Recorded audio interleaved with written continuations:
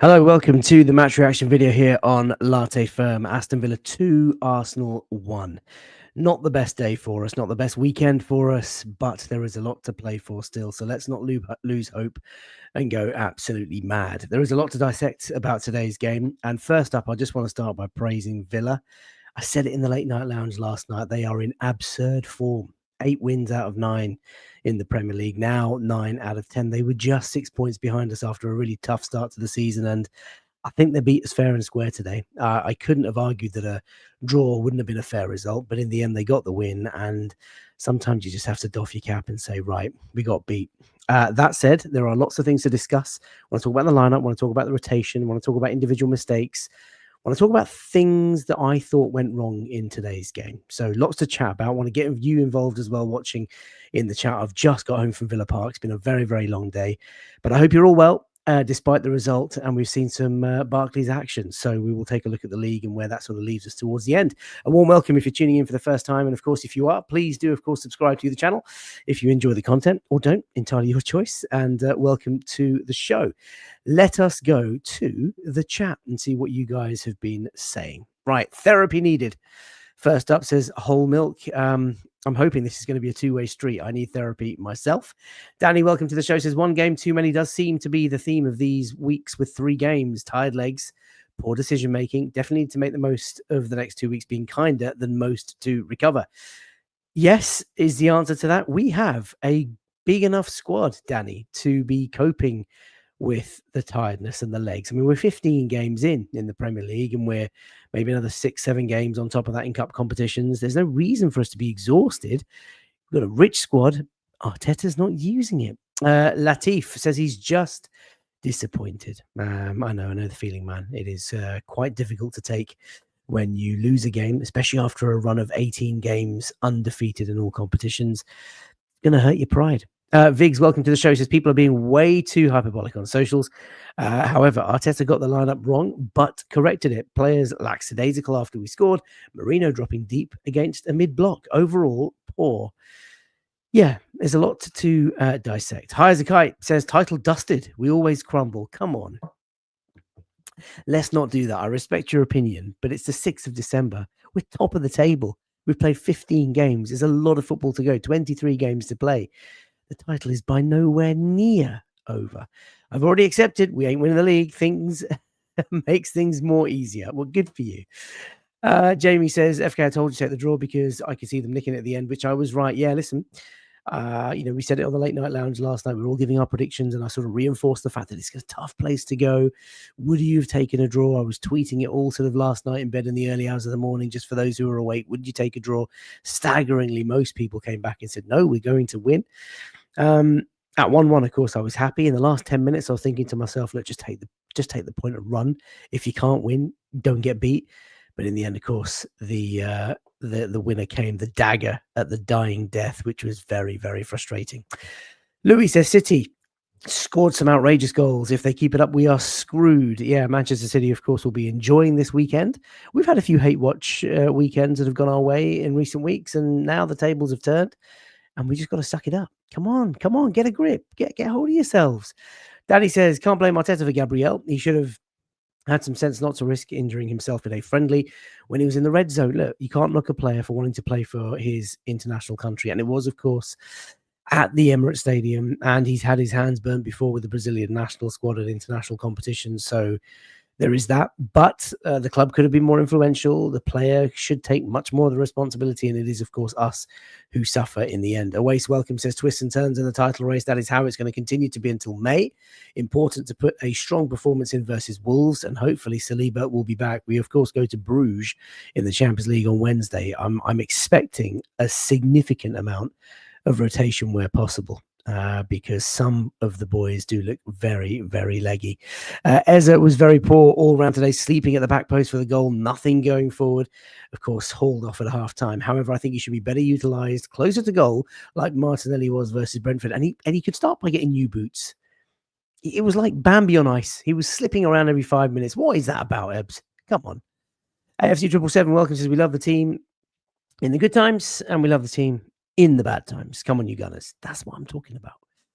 No, high as a kite. I'm not going to read that.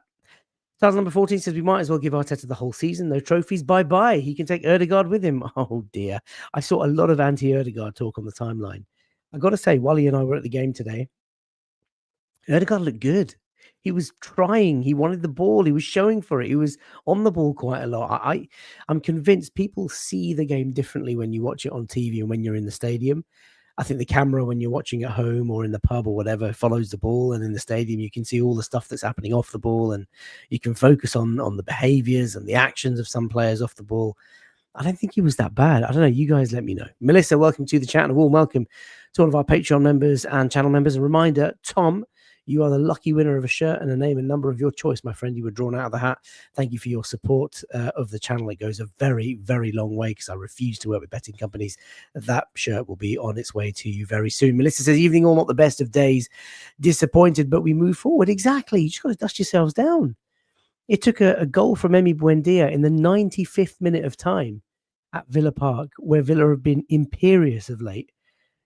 And they were the second best team in the league at that moment in time. They were second in the table. City have obviously just overtaken them, and they took a late minute goal to end our 18-match unbeaten run. Like, perspective, we're still top. It's okay.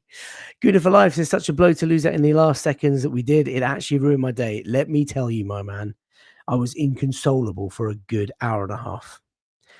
Like, I wasn't even talking to Wally. Wasn't even listening to him. We sort of, walked back, sulked back to the car, got in the car, went to Akbar's for our post-match curry as we normally do. Akbar's was shut. Of course, being the early kickoff, they're not open in the middle of the day. What Indian restaurants will be open in the middle of the day? So we ended up trudging down somewhere else, and we were just so miserable eating our food. And once we got back in the car, we actually turned to sort of politics and religion and spiritual conversation, and actually ended up having a really good journey home. And of course, listened to the fun that Leeds had in the late kickoff today. So look, it did ruin the mood. I know. I'm kind of beginning to grow out of the mood ruining my weekend, as it used to when I was in my teens, 20s and 30s, but there we are. Odegaard is back, and suddenly Eza is Dross. We just need to pick one. I don't know. Maybe they need to play a bit more together. Evening to Showerov. Evening to so many other people in the chat as well. Now, we can't be mad. We've seen this before. Uncle Luna needs to go back to La Liga. Yeah, he seems to have the number over us, doesn't he? I think Arteta's played him maybe 7 or 8 times, only won a couple. So, yeah, it's bad. Nawaz, welcome to the show. Says, this defeat hurts. I have not felt like this for a long time.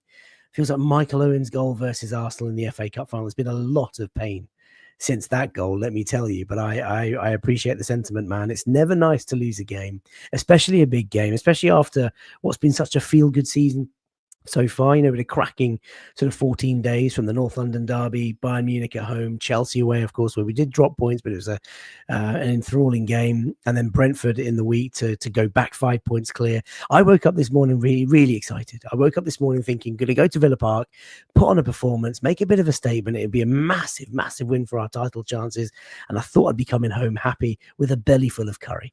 Unfortunately, we've lost, and the rhetoric is awful on socials. I didn't get my curry, and here I am talking to you guys, just knackered. But no, I hope you have a much better evening. Let's not do this either. Bring Xhaka back. Lucio, welcome. Good evening. Very disappointed performance. But what is even worse is the exaggerated negative from some fans. Yeah, there's been a lot of noise on socials. And listen, I think there's a lot of fans out there who are just waiting. They've been sharpening their knives in the background, and as soon as there's an opportunity, they will pounce. It's very distasteful. I don't like to see it, but that is just the highs and lows of following such a great club. And unfortunately, rival fans have been piling on today, and that doesn't make it any better. Jonathan says, good evening, FK. Squad looks shattered, mate. Yeah, the squad, there's no reason for it. We have a deep squad. We have some, obviously, soft tissue, muscle injuries. We have some impact injuries, but Arteta's not rotating enough. He is not enough. He's not doing enough. The likes of Norgard, Wanyeri, Madueke, they could play so many more minutes. Madueke, I'll come on to it later, actually, because I think that was a key point in today's game. City spanked Sunderland. We struggled. We were away from home, and we did concede again in deep into injury time. Deep into injury time winners are not sustainable. It's going to happen every now and again. It hurts when it happens. Believe me, I know that feeling. But opposition teams have to dig deep, and they have to really find something special late in the game to try and get points off us. I'd rather that than just sort of beating us with ease. Gary, welcome to the show, my man. Another Patreon member. Real pleasure to have met you a few days back at the Emirates. FK, you are a true Arsenal trooper. Going to Villa Park with the change in defence, this will happen. We couldn't capitalise, but we moved to beat Wolves and Bruges in beforehand. Yeah, it was a lovely day out to Villa Park. I do like going to Villa Park. Villa fans were buoyant. You know, before the game, it was very friendly. After the game, a little bit spicy. But they enjoyed that, and it was a fantastic atmosphere, and the place went absolutely bananas when Buendia scored. We have a super chat. Thank you so much for O'Malley. Oh wow, that's really generous of you. Thanks, man, and thank you for tuning in all the time. I really appreciate all the chat and the support of the channel. Really, really grateful. Says we've been to Villa Park, Anfield, Stadium of Light, St James's, Stamford Bridge, and Old Trafford, and have the joint most points away from home in the league. There's a little bit of perspective for you. I think that's a really excellent point. You know, we have got so many tough fixtures out the way. And the other thing that I would notice is that we went to Sunderland at a time when Sunderland were doing really well. We went to Stamford Bridge when Chelsea just had the bit between their teeth. We went to Villa Park when they all of a sudden just climbed into third place and actually went into second moments after they beat us. You know, we've been to some tough teams at the heights of their performance. And I think Everton is in a couple of weeks' time, the 8 o'clock kickoff on a Saturday night, the new Hill Dickinson Stadium. They seem to be in pretty decent form as well. So look, you know, that perspective is very, very welcome. You've got to hold on to your hats. You've got to develop the mettle and the resilience that you're going to need to see through these title races. Believe me, I've been there and done it 20, 25 years ago, as whenever it was. They're not easy. They're not easy. And there's going to be a lot of heartbreak. There's going to be ups and downs and highs and lows and devastating, crushing moments, as well as the euphoric highs. But you've got to stay in the game. Got to stay in the game. Thank you, O'Malley. Really appreciate the generosity. Bruges are running on fumes from what I've heard. Ideal for rotation. I mean, look, Champions League, we're going really well, but we've just got to be careful that we make sure we get some minutes into other legs, keep them fresh. You never know when players are going to be called upon. My voice is going again, as you can tell. Chan, welcome. Just got back from Birmingham. Such a depressing train journey. Mate, you should have told me you were going up. You could have jumped in the car with us. I hope you had a better day than I did. Hope you had a belly full of food after the game as well. Right, you look knackered, FK. Thank you, Shion Side. Really appreciate that. I am absolutely destroyed. I'll be honest with you. 5 games now in the space of 14 days. It's taken its toll. Voice, emotions, energy. It's tiring. I'm privileged. I recognize that. And I love going, and I wouldn't have it any other way. But the older I get, the harder it becomes. Christoph, welcome, says exactly, FK. Get a grip needed. My mum, at 92 years old, once told a younger person complaining about something, tough shit, kids, suck it up. She was always very kind, but sometimes we need to hear that. Yeah, listen, character building, resilience, that's what it is. Right, keep the chat active. Let's move on to the slide content as we normally do. Here we are. So let's talk about team lineup first. These were the lineups going into the game, courtesy of PremierLeague.com. And as you can see, Aston Villa, surprise, surprise, Emi Martinez was fit enough in the end to start. Matty Cash, goal-scoring Matty Cash at right back with Konza and Torres at the back. No Tyrone Mings, of course, with Maatsen, who impressed me actually today at left back. Onana and Kamara starting at the heart of the midfield, and they went with 3 just ahead of them, but defensive sort of minded players then. McGinn, Tielemans and Rodgers, with Ollie Watkins, who looked dangerous in that first half. Up top for us, David Raya, no surprise there. He did go with Ben White at right back. We were a little bit nervous about has he got it in him to play 2 90s in the space of 3 days, but he did really well. With Jurien Timber stepping in alongside him at right centre-back. Piero Hincapié looked really good in moments, looked a little bit sort of raw in other moments, like sort of on the ball, and doesn't quite have that calmness, that composure. But listen, he's still new to Arsenal, but I liked what I saw. Ricky Calafiori at left back, who James Benge spotted limping off the pitch at the end. Not sure if that's serious. The skipper back in the team, back in midfield with Zubimendi and Rice. There was a little bit of nervousness around Zubimendi before the game. Zubimendi's one of his lowest touch games today. Really, really interesting that. And I thought midfield-wise, Aston Villa were very, very dominant. They really pressed us, and they got through us quite easily, I thought, today.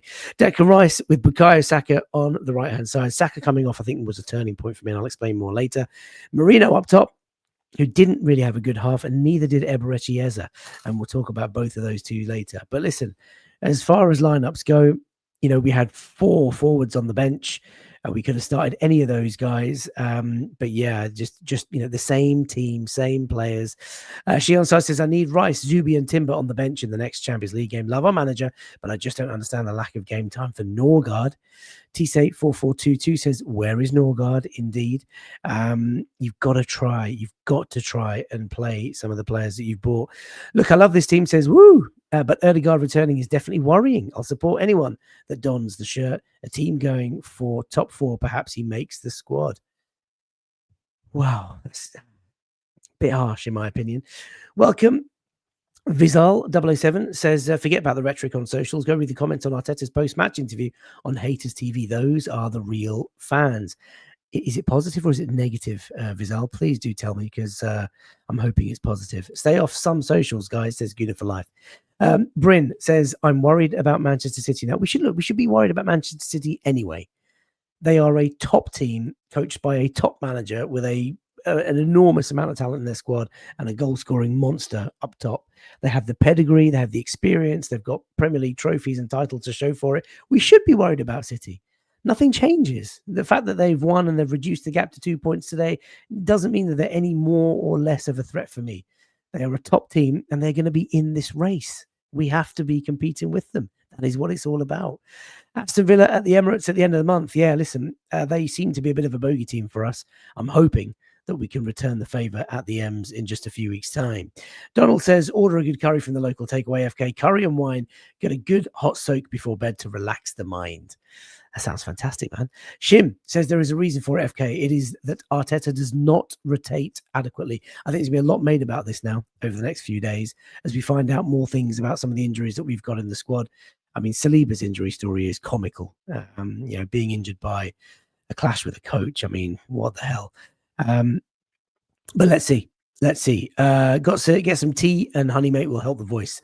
Thank you, Jonathan. Really appreciate that. Not sure when Big Gab's going to be back. Mosquera as well. Mikel Arteta said it was slightly longer than we expected, slightly longer than we'd hoped for. It's going to be a few weeks. I wonder how long. The beauty of the pencil. Welcome to the show. Greetings, Latte Firm. Hope your evening is going okay. A disappointing day based on the result, but hope is not lost. We can do it. Come on, you Gunners. That's what I like to see. And I've had a good day, my man. Just a long journey back from Birmingham. But here we are. Right, let's move on to the match stats. These courtesy of Scott Willis, as you can get on social straight after the game. And you'll see here on screen that, look, Villa are worthy of their win. So they beat us by 2-1. It was a last gasp goal to snatch the 3 points, and we should have held on for the draw. I thought we responded really well the opening 15 of that second half. But 15 shots on goal. Aston Villa. I can't remember the last time a team had 15 shots on our goal this season. 6 of those on target. Again, can't remember a team that had 6 shots on target against Arsenal this season. Possession fairly even. Final third entries, Villa matched us. A number of you guys will have been watching these shows every week. You know that we almost double any of the opposition. They carried a big expected threat. They battered us on expected goals. Deep touches, 50-44. They worked us today. And I have to say, Unai Emery, he has Mikel Arteta's number, it seems, in these sorts of fixtures and fixtures against Arsenal. You could see how much it meant to him at full time. You could see how much it meant to the team, Aston Villa, at full time. They went absolutely nuts when Buendia popped up and scored. A bit of a fortuitous goal. It was, carnage in the box. Raya saved, defensive block, and one of the players, I think Villa players, just touches it off to the side, and Buendia hit and hope through the crowd of players into the back of the net, and the whole end went absolutely nuts, and the stadium was insufferable, unbearable. So I can't look at these sort of stats and say to you that, Villa didn't deserve to win, because I think they did. And there's no harm in saying that. Like, we just have to recognize that they are a good team in good form. And 9 wins now out of 10 in the Premier League is phenomenal. They are obviously just 3 points behind us as league leaders. And Unai Emery is a good coach. I think it felt like, when you see these stats, just on reflection, it felt like a bit of a cup tie. It was a bit too end to end. And this is one of my observations that I said to Wally and Jamie, shout out to Jamie, who watches Latte Firm and sorted me out the ticket today. Jamie, much love to you, brother. Said to them both that, like, the first 15 minutes, we just got to see out. Villa are going to go hard. They're going to press us. They're going to get the ball in the air. They're going to do all the things that we don't like. You've got to see that out and earn the right to play. And I just felt that every time we got the ball, there were moments where we got the ball on the ground and started playing, and we did that patient build up and we were doing really well. And then there were times when we just went long. Like the goalkeeper went long, the defenders went long, the fullbacks chipped it and went long. And it was like we just couldn't, nothing was sticking up top. And of course, we had Marino, who's not the main sort of target man. We obviously changed him at half time, and Gyökeres didn't do much better, if I'm being brutally honest. Every time Villa knocked the ball forward, they were doing it in such a way that Ollie Watkins was being played into space, and he just looked dangerous. McGinn's very good at doing that, and Rodgers is very good at playing the ball into channels. And the second half, when Marlon came on, I thought that was a really astute substitution from Unai Emery, because it brought energy up top, and he can hold on to the ball really well. I thought he dropped deep really nicely and connected with some of their wide players. I just feel that a bit like Brentford at 1-0, we tried, and Chelsea at Stamford Bridge, we just tried to force the game a bit too much. Every time we got the ball into the final third and we were trying to sort of build around the penalty area, I thought Villa looked susceptible, but we just couldn't take advantage. And I'm not sure why. I just needed someone just to kind of say, look, Gunners, calm down. Just play your stuff. You'll be fine. Hannah Arsenal's in the house. Welcome, brother. It is great to have you here, as always. Says exhausted and depleted, but we go again. On a brighter note, Gabriel Jesus absolutely cooked today. That is good to hear. But on the exhausted and depleted part, bro, Mikel Arteta's got to do more with the squad that he's got, man. He's just not, spreading the minutes out as best as I think he could and should be. HT, welcome to the show. Says Odegaard, Ezra, Zubi need more game time together. By the end of this month, we should know that if they can play together. You can't wait until December or January to see if 3 players can play together. Nathan says, I'm depressed now. Sorry, Nath. I hope you feel better. Alessandra, welcome to the show. Warm honey, turmeric, and ginger is good for that throat. Good for her throat. Thank you. I feel fine. It's not a fever or cold or anything. It's just me screaming endlessly at Emi Martinez and so many other things today. Tony, welcome. Says, sorry, FK. Arteta has his favourites and is stubborn like Wenger. Was a £60 million striker not playing and a centre-back playing right-back, i.e. White and Timber not playing right-back. Look, I think the general gist there is, and we're all feeling it, we stacked this squad in the summer. Yes, we've got some forced injuries. Yes, we've gone to Villa Park, who are in fine form without our 2 top centre-backs and 1 or 2 other players coming back from injury. But he still has a squad, and he still could have rotated in certain game states this season. Why some fans are panicking? Relax, long distance to go. Also got a lot of difficult away games behind us. We will start farming points again, says Gazi Kosh. Welcome to the show, man. It's really great to hear from you. Let's move on. Before we do that, title number 14. FK, this is the mentality that we are missing. Wanting to hold on to a draw in a title-winning season is not good enough. I'm hoping that was coming back at me at the point that I made earlier around, if you can't win, then at least get a draw. I mean, at 1-1, I thought we did really well to come back into the game, and we were completely on top of them until the Saka substitution, which I'll just mention shortly. But I just feel that towards the end, Villa really had the bit between the teeth. They were piling on the pressure. They looked a little bit fitter than us, and they wanted it more. They were being urged on by their home fans. And at that point, you've just got to defend with your dear life to try and get a draw. I can't say that I don't think Arsenal tried not to win today. I just think Villa got the bit between the teeth, like I say, towards the back end, and they ended up winning the game, and that's just the way that it is. Question, says D-Day Spring. Why do professional footballers shoot mostly at the goalkeeper? I think our players need to learn to shoot to the sides better. I assure you, my man, that players are not trying to shoot at the goalkeeper. Players are trying to score. But of course, in a game, when you have split seconds to make a decision and to execute stuff, you may not always make the best contact, and goalkeepers make things look very, very straightforward. He does go on to say, sorry about your throat. Thanks, man. Jeet, I'm usually positive, but I've seen this movie before. We show our strengths for parts of the season, but we just can't see it over the line, and it will be the same this year. Well, look, let's dissect some of the lows and highs today. I'm going to be very careful what I say here, because I absolutely love Eberechi Eze, and I don't want to be that fan on social media that sort of turns on our players. I just want to call him out for what I thought was a bad 45 minutes. You can have all the romance of him being the Haaland boy and the hat-trick against Spurs, and he's been really good for us this season so far. But I think this first 45 minutes today just shows me that he's got a bit more work to do. I talked about his out of possession stuff maybe 2, 3 weeks ago. And many of you loyal viewers will know that I've been talking about how he just has to step it up a bit more when Arsenal are trying to defend, pressing, defending, tackling. He lost concentration for Matty Cash sneaking in at the back post. It was a really good finish from Matty Cash to give them the 1-0 lead. That's still obviously not from that moment. And he just kept slipping around first 10, 15 minutes. Not sure what that was about. Those of you who are watching on TV, I don't know if they caught any of that, but every time he got the ball or every time he was trying to turn a player, whoopsie daisy, slips on the floor like Bambi on ice. Not sure what that is about. I don't want to be too mean.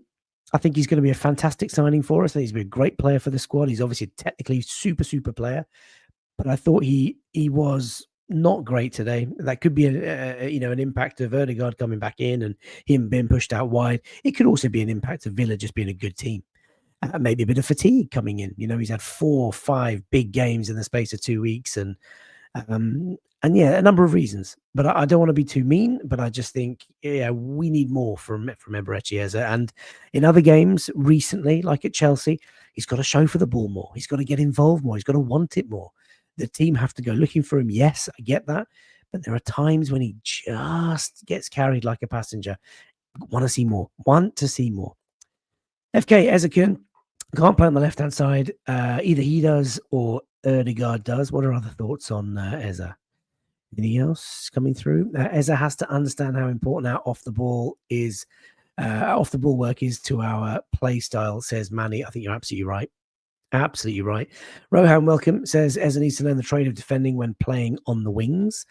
Play him at 10 or don't play him at all. Why tracking Matty Cash all day?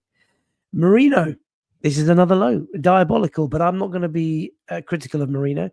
I think this is a guy who's been putting in a big, big shift for us in recent weeks, delivering as well with really good output, and just looked very leggy. And then you're playing against Torres and Konza, who are 2 proper centre-backs, and he wasn't going to get much change out of them. Every time the ball was sort of pumped long, he's not a target man. He's not the sort of guy that's going to win aerial duels against 2, big centre-backs like that. I think it was the right decision to take him off at half-time. D-Day Spring going back to Eze saying needs to match the energy and grit needed for the team. Arsenal is a target for all teams. Crystal Palace is not. Indeed. Jonathan says our wingers are expected to defend a lot. HT says Eze can't be a starter at left wing unless he improves defensively. Boogie, welcome to the show from across the pond. Says, hey, FK brother, Nkapie is not an upgrade on Kivior, man. I don't want to start sort of, rating Nkapie's sort of time at Arsenal just yet. He's barely played half a dozen games for us. What I see, I like. There were moments today where I thought, really good. Very sort of front-footed, aggressive defender, reads the game well. Little bit chaotic, a little bit sort of harsh on the ball. Tried to rush things. I think it was his error that gave away the throw at the end for their goal. But look, rash. That's probably the word, not harsh. But a good player. Way too soon to be comparing him to Kivior. Tony says, FK, didn't Villa play the same amount of games as us, but they look fitter? Yeah, they went to Brighton in the middle of the week in a 7-goal thriller. Did they look fitter than us? Maybe. They had a bit more of a tempo about them in the second half, let me tell you.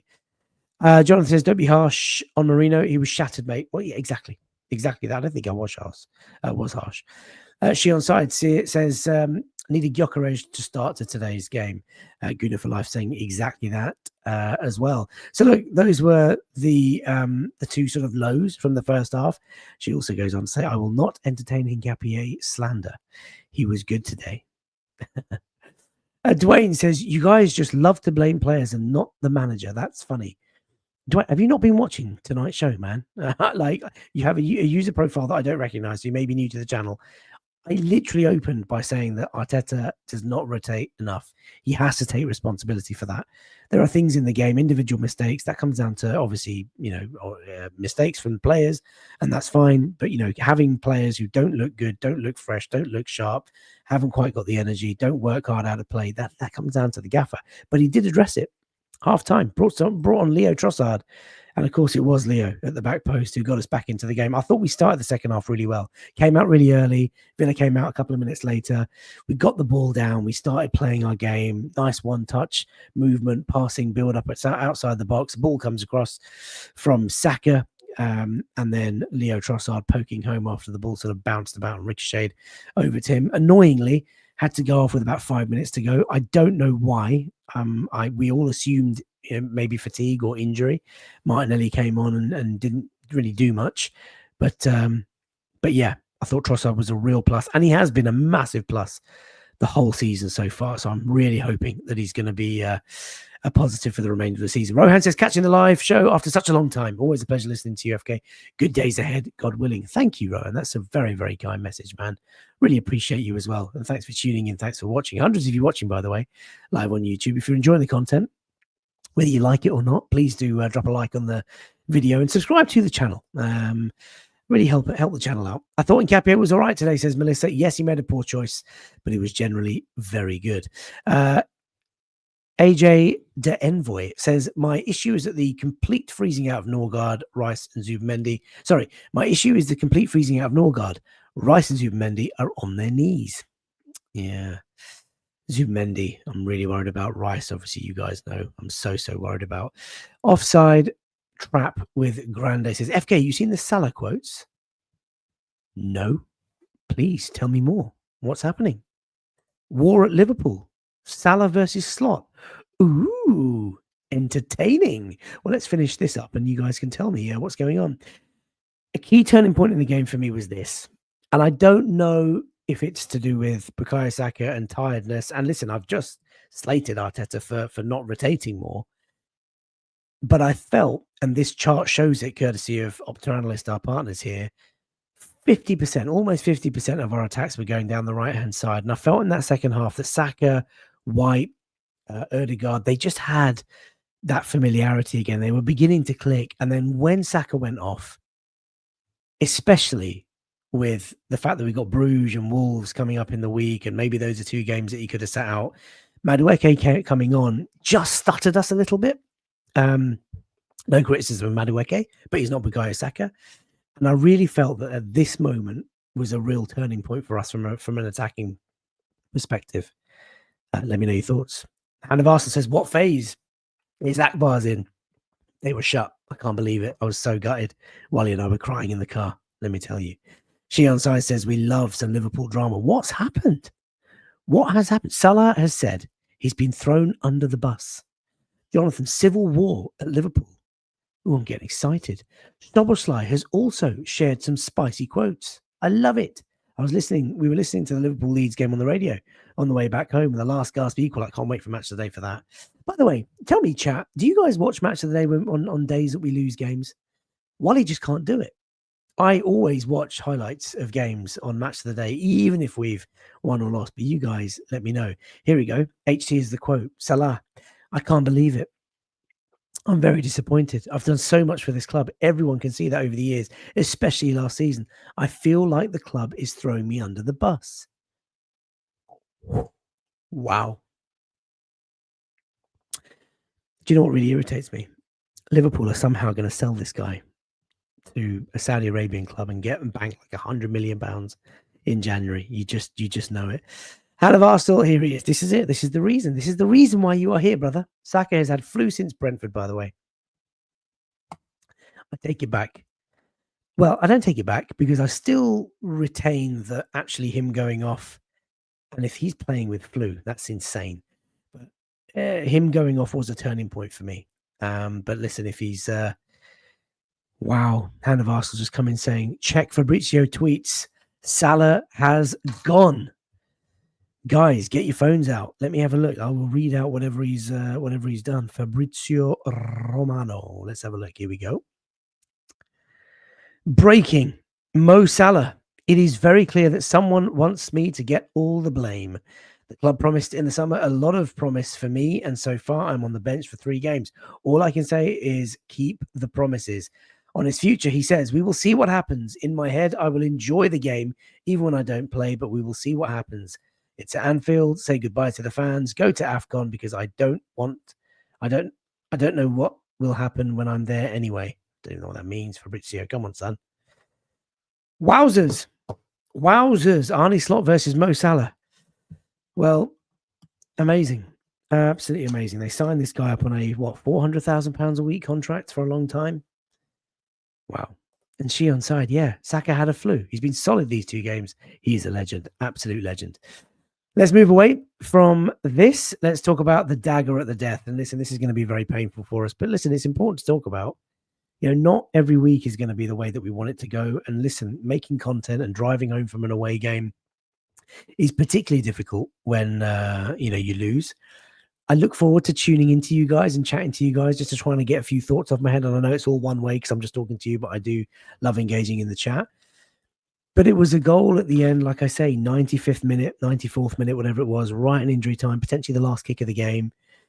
And the ball comes across. It's bouncing around, pinging around, popping around in the penalty area frantically like a pinball machine. I think Raya makes a save. I think Jurien Timber makes a defensive block. Then the ball gets stuck under the feet with one of our other defenders, or maybe it was Declan Rice on the floor. One of the Villa players just, like genius, sort of rolls the ball across, and then Emi Buendia, of course, for personal reasons, because obviously he was a player that I was interested in 2-3 years ago, scores in front of the whole end. 94th, 95th minute. Arsenal fans, Arsenal players on their knees. Arsenal fans, inconsolable, and Villa Park absolutely wild. And you just got to take your hat off and say, hey, you look at the stats, you look at the way the game was played, you look at the way Villa have climbed up that table, surged up that table, 9 wins in 10. I know it doesn't make you feel any better about it, but you can't knock them for the victory today. I can't sit here and tell you that I thought we deserved to win.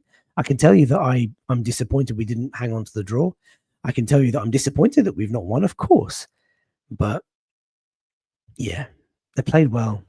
They scored two good goals, good finishes, and maybe a timely reminder after 18 unbeaten to the squad that, look, calm down. There's a long way to go. Let's not force things. Let's learn. Let's rotate. Let's keep players fresh. And we go again, people. There's a lot more football to play this season, let me tell you. Donald says, I'm so glad Salah and VVD signed new expensive contracts. Indeed. Salah needs to leave, says she on side. What he sees as disrespect is a sign that it's time to leave. When you stay longer than you need, then it starts getting salty. Indeed. Title number 14 says the difference between us and Liverpool is that they're going to get at least £75 million for Mo Salah, and we let players go for free. Sad. Hassa says, I'm still devastated. Tony says, FK, I really believe today could be a good thing. Those players were so angry afterwards, this will make them more determined. Maybe. I mean, look, Tone, I know deep down you and I would both like the 3 points on the league table. Of course, that would be better. But if this sparks a bit of a reaction, a bit of a sort of post-mortem, a bit of a, maybe a debate or some sort of engagement in the squad, maybe if this forces a bit of a team meeting where they talk about the individual mistakes and the work rate that is required to be at this football club to wear that jersey and to be competing for the title, then yeah, maybe that is a good thing. Who knows?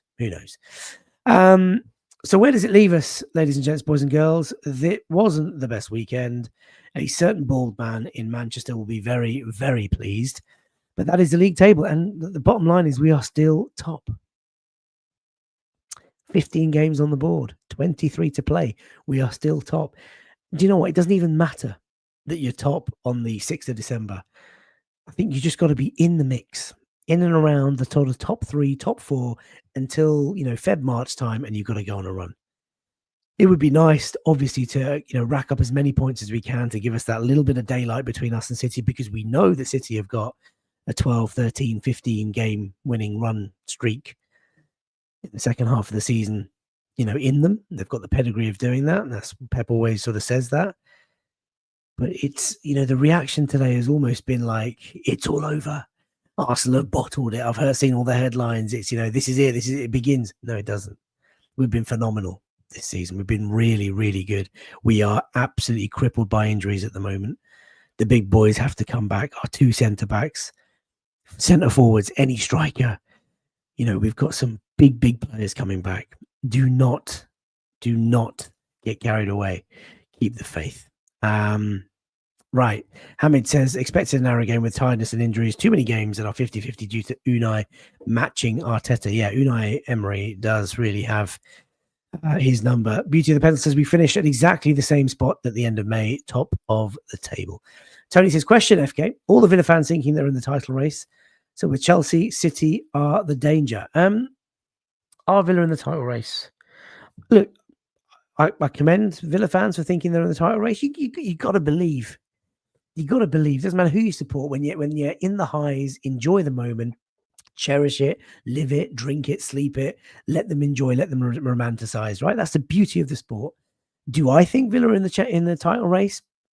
Probably not. I think City, Arsenal will probably have too much in the tank come the end of the season. But the way they're playing, 9 wins in 10 at the moment for Unai Emery, and they don't have many injuries, and they are flying. I mean, could they do another Leicester in that, an unexpected team just come out of nowhere and win the title? I'm not sure. O'Malley says Villa are the lost consistent side. I think you mean Villa are the most consistent side since April. Yep, he's just corrected it. Gunaropolis 887 says FK got to attend today from New York City and was incognito in the Villa homestand. You know what? I praise you, man. I've sat in with the home fans at away grounds on so many occasions, and it is not fun. I doubt you would have enjoyed that right at the end. I hope you went in the stadium actually for their winner, because that's grim. That is grim. D-Day Spring says I want us top by the end of May the 25th, 2026. Well, just on that note, there is more than 5 months of football to play. There's a lot of football to play. 23 games in this league, the Champions League, the FA Cup, the League Cup, they're all going to come as well. So look, don't get too carried away. Try not to get too upset.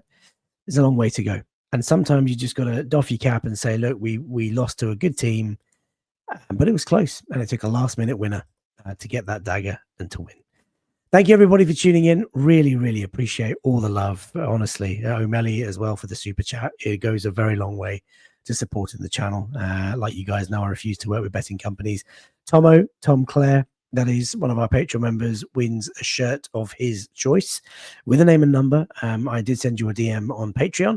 And if you are interested in supporting the channel on Patreon, head over to Latte Firm on Patreon. And for the price of a coffee a month, you could too be in the hat for draws like match tickets and shirts and other sort of prizes and giveaways. And if you're listening on Apple and Spotify, you can, of course, get ad-free content on Patreon. But do leave us a kind review. Leave me a chat. I will respond.